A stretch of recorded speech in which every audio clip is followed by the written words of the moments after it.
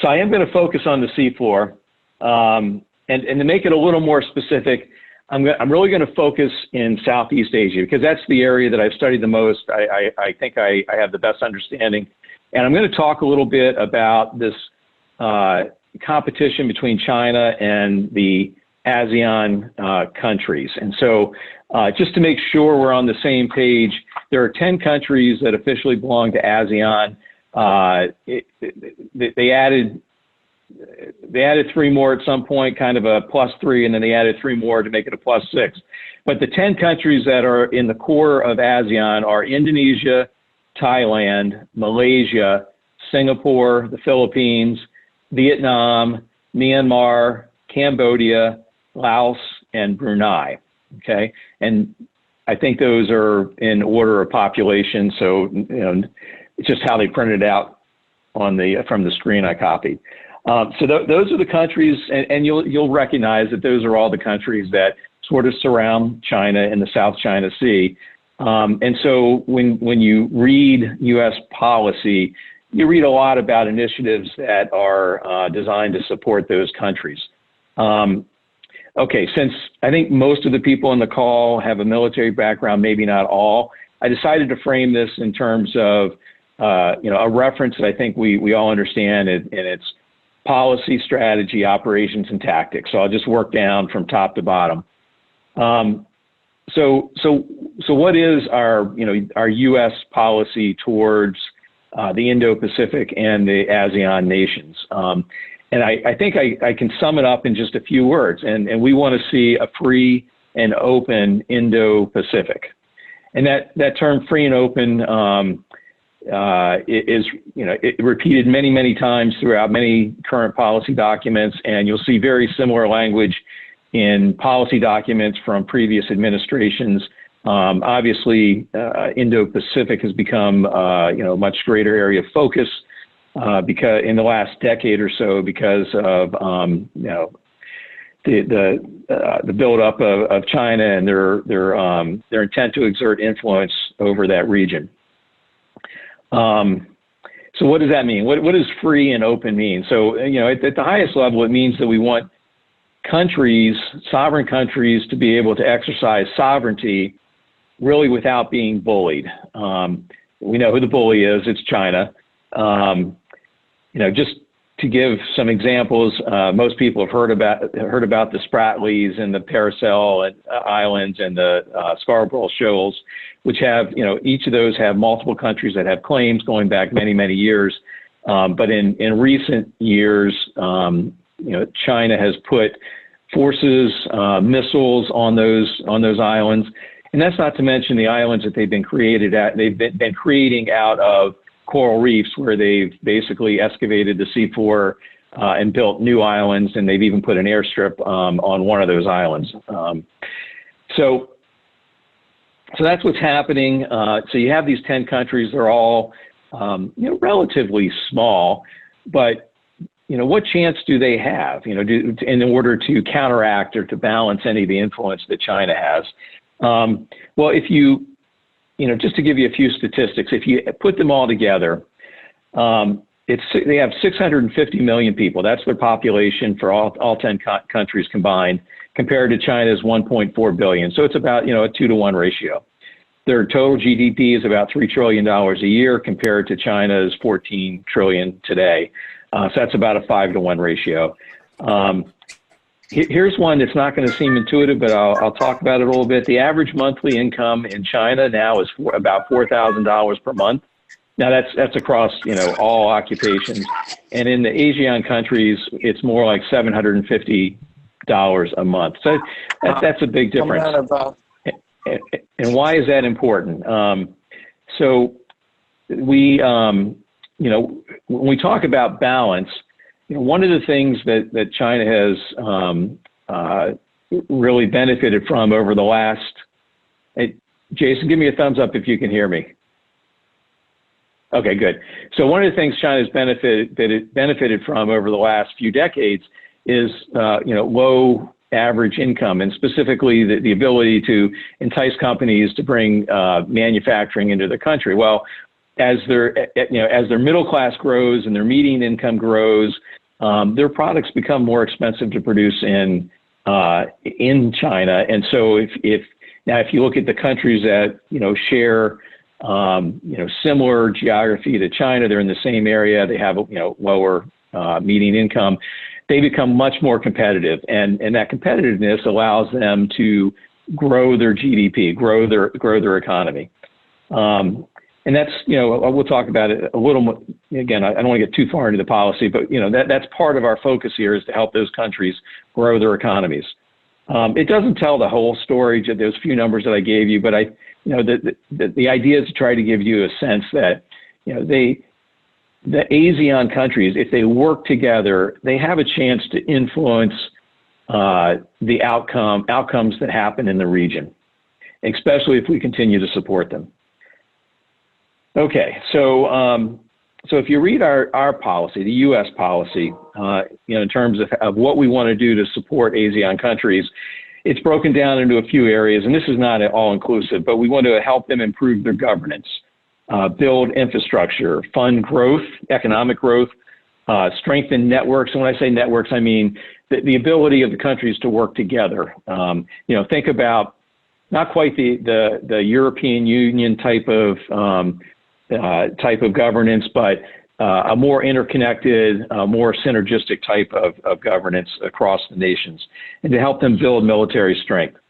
I think the economic potential is really there, and I think that it's really the economics that will make the difference in the long run. So, a lot of people, I've heard this quote several times, that the U.S. plays chess and China plays Go, the game of Go. And I've never played Go, although I should learn how to play. It's a very strategic game. You have to think very far into the future, and the object is to surround your opponent. But as I read the U.S. strategy, and I read and I think about what we're trying to do in terms of supporting and building up these ASEAN countries, I feel like we're evolving from chess, towards a more strategic outlook, more towards the game of Go, my opinion. Okay, so let's move to the strategic level, and I won't spend much time here because I want to get down to kind of the C4 stuff. But from a maritime perspective, strategically, why does it matter to the ASEAN countries? And again, this is just maritime. I mean, there are a lot more moving parts than just maritime. But in the maritime environment, it matters because, from a international law standpoint, from the UN law of the sea, each country has a claim to their exclusive economic zone, which goes out at least 200 miles from their shore, and they have purview over the resources in that exclusive economic zone. At least they should have purview. So then let's move down to operationally, keeping, again, the maritime perspective in mind. Last December, I was out in Singapore to attend a conference of all the countries in the region, all the ASEAN countries. China even had a representative there. India, Australia, New Zealand, Japan, South Korea. So really all of the maritime countries, and Bangladesh. So all the maritime countries in that region were there to talk about maritime security. And everyone had a chance to get up and speak and talk about what was important to them. And they were fairly senior level within their government. They were admirals. They were senior officials within their governments. And the theme that I heard across the board was that their number one concern was encroachment of EEZs and illegal fishing, or fishing inside of their EEZs. So I tried to find some. Fishing is important because it's in that area. It's how the main method that they feed their populations proteins, right? And so I tried to find some numbers, but I really couldn't find anything that was current. I didn't want to give old numbers here, but here are some things that may give a perspective. So in that region in Asia, the growth of fishing is growing about twice as fast as the growth in the population. So you can see that more and more people are eating fish. It's becoming more and more important to really their society and their sustainment. Also, China has the largest what they call fish footprint. What that really means is they farm the most number of fish. They're also a net exporter of fish. So a lot of the fish that they either grow or catch that's wild, they export to other places. Now, not all that fish comes, it's not all wild and not all comes from the sea. A lot of it is from inland fish farms and from coastal fish farms, and they have these fish factories where they'll send ships out into the deep ocean, into international waters to fish. And so, but they still have an impact by encroaching on the EEZs of the other countries in the area, and it's a real impact. It impacts the people because it cuts into the fish production in those countries. So,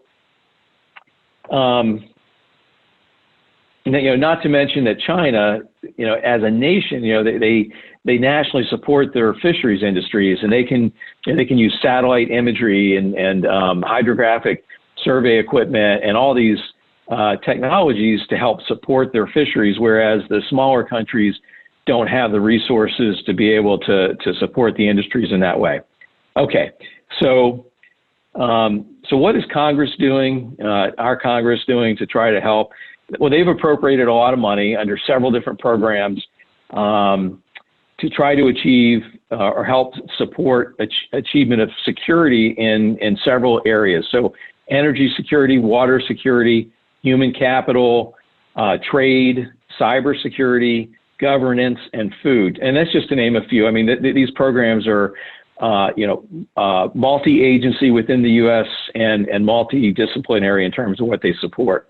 Some of the initiatives are the Pacific Defense Initiative, which is, in the title of my talk today, the Lower Mekong Initiative, which supports the countries along the Mekong River, Asia Edge, which is focused on energy security, Pacific Pledge, and Asia Reassurance Initiative. And again, there are more. These programs are administered mainly through our Department of State, DOD, and USAID. I tried to,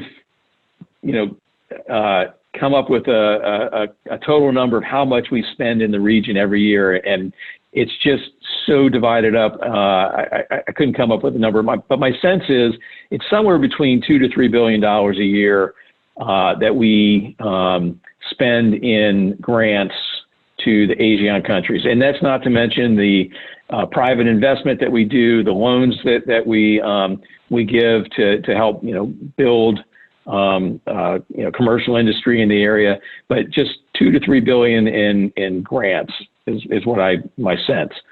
Okay, so then how do I plan to help out? Now we're getting to the seabed warfare piece of it, hopefully, and thank you for indulging me through the build up to this. Okay, so what I do is really two things. I do surveys. I do surveys in the ocean.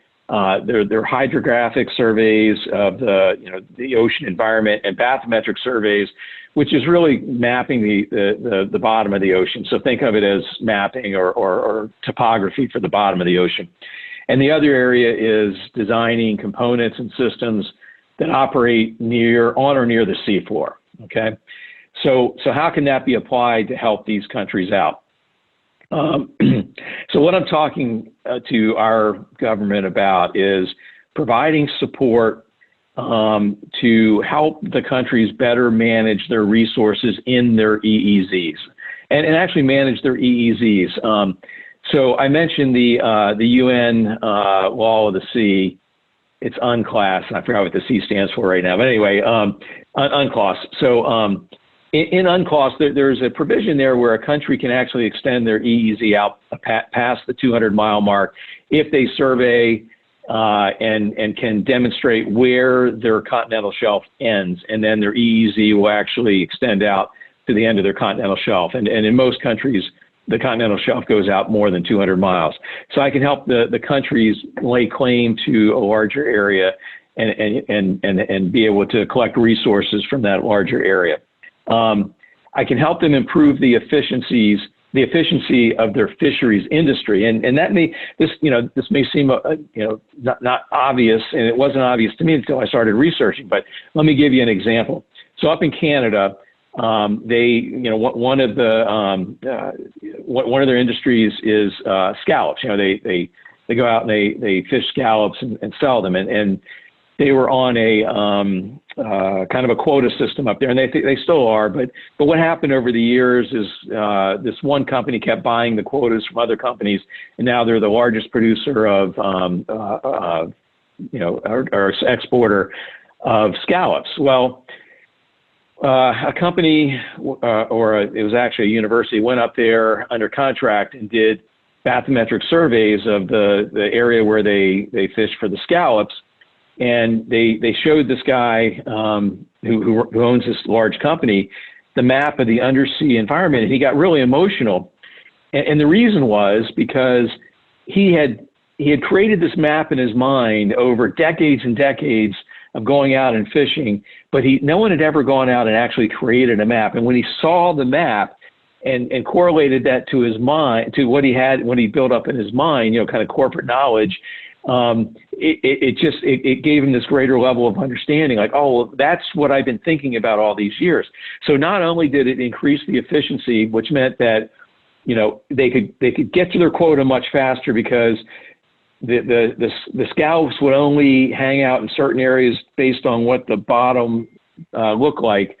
So they could go out, they knew where to go, they could meet their quotas much faster, they could get back in, use less fuel, so there's less cost to actually scalloping. And then the other thing is, since they understood the bottom environment, they would snag their nets and have to replace equipment a lot less. So again, it cut down on the cost and made that industry much more efficient. Well, the same sort of thing can be done over, not just with scallops, but with fish, because where fish migrate to is, it's not really random. They go places for a reason. And by understanding what the environment is, what the temperature of the water is in certain places, where the currents and the eddies are, where the food is, so we can help those industries be more efficient in terms of their haul.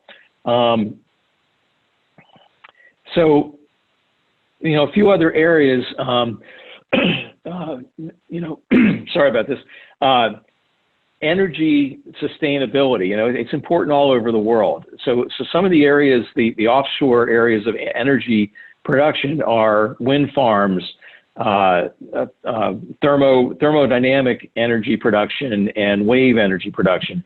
So there's a lot of growth potential in that area, but to do that, you have to understand, what the ocean looks like, what the bottom looks like, and I can help with that. Increasing their maritime and their port infrastructure as they grow in capacity and they're able to produce more goods. They need to grow their ports. They need to expand their ports so that they can bring more ships in to import and export. And better domain awareness. So, I started early on talking about how the EEZs are being encroached upon. Well, part of the reason that they can't respond is they don't understand, they don't have the maritime domain awareness to know when the EEZ is being encroached, who's encroaching, what are they doing, are they fishing, are they just transiting, which would be a legal use of the EEZ. And when we start talking about being able to put infrastructure on the bottom, systems and components, that's an area where we can help give them that situational awareness so they can better understand what's happening in their EEZs. I mean, it can be thousands of square miles and you can't patrol it all.